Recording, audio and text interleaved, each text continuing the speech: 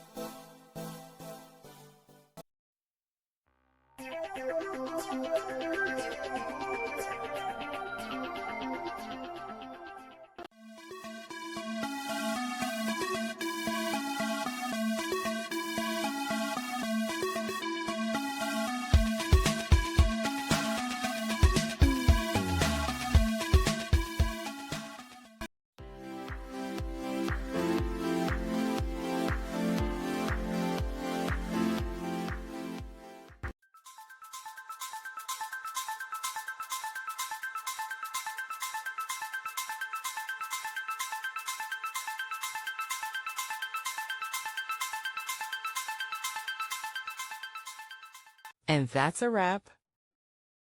I hope you found the answer you were looking for. If you did, take a second to hit that subscribe button. It really helps out. And let me know in the comments which solution worked best for you. See you next time in the debug zone.